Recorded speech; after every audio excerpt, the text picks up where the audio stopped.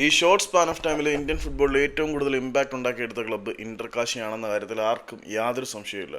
പക്ഷേ ആ ഇന്റർ കാശിയുടെ കാര്യം ഇപ്പം അവതാളത്തിനാണ്.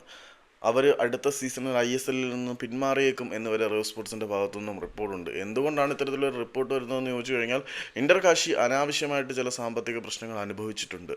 കാരണം കഴിഞ്ഞ സീസണിൽ കോടതി നടപടികളിൽ കൂടി നിയമ പോരാട്ടങ്ങൾക്ക് ശേഷമാണ് ഇന്റർ കാശി ISL കളിക്കാനുള്ള തങ്ങളുടെ യോഗ്യത നേടിയെടുത്തത്.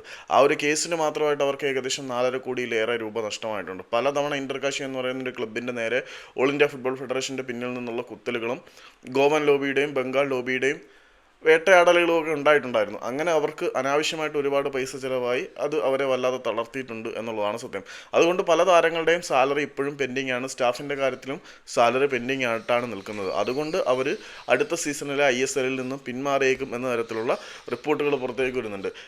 പക്ഷേ ഇന്റർ കാശി എന്ന് പറയുന്ന ക്ലബ്ബ് വളരെ വേഗത്തിൽ അടച്ചുപൂട്ടും എന്നൊന്നും ഞാൻ പറയുന്നില്ല. കാരണം അടച്ചുപൂട്ടും എന്നൊരു വാർത്ത വന്നതിന് പിന്നാലെ ഇന്റർ കാശിയുടെ വൃത്തങ്ങളോട് വളരെ ക്ലോസ് ആയിട്ട് നിൽക്കുന്ന ഇന്റർ കാശി എക്സ്ട്രാ എന്ന് പറയുന്നൊരു ഹാൻഡിൽ അവിടെ അവരെ വളരെ രൂക്ഷമായിട്ട് വിമർശിച്ചിട്ടുണ്ടായിരുന്നു. നിങ്ങൾക്ക് അറിയാത്ത കാര്യങ്ങളെക്കുറിച്ച് നിങ്ങൾ കൂടുതൽ പറയാൻ നിൽക്കത്തില്ല, ഞങ്ങൾക്ക് കുറച്ച് പ്രശ്നങ്ങളുണ്ട് എന്നുള്ളത് സത്യം തന്നെയാണ്. ആ പ്രശ്നങ്ങൾ ഒരിക്കലും ക്ലബ്ബ് അടച്ചുപൂട്ടുന്ന തരത്തിലേക്ക് ഇൻഡിക്കേറ്റ് ചെയ്യുന്നില്ല. ഞങ്ങളുടെ പ്രശ്നങ്ങൾ as far as early as possible ഞങ്ങൾ സോർട്ട് ചെയ്യും എന്നാണ് ഇന്റർ കാശി എക്സ്ട്രാ വാദിക്കുന്നത്. അപ്പം ഇന്റർ കാശിയിലെ പ്രശ്നങ്ങൾ രൂക്ഷം തന്നെയാണ്. ഓൾ ഇന്ത്യ ഫുട്ബോൾ ഫെഡറേഷൻ അവർക്ക് സപ്പോർട്ട് നൽകാത്തതുകൊണ്ടായിരിക്കും അവർ ISL നിന്നും പിന്മാറും എന്ന തരത്തിലുള്ള ഒരു കടുത്ത തീരുമാനത്തിലേക്ക് പോകുന്നത്. അത്തരത്തിലുള്ള തീരുമാനങ്ങളൊന്നും എടുക്കാതിരിക്കട്ടെ, അവരുടെ പ്രശ്നങ്ങൾ പരിഹരിക്കപ്പെടട്ടെ എന്ന് നമുക്ക് പ്രാർത്ഥിക്കാം.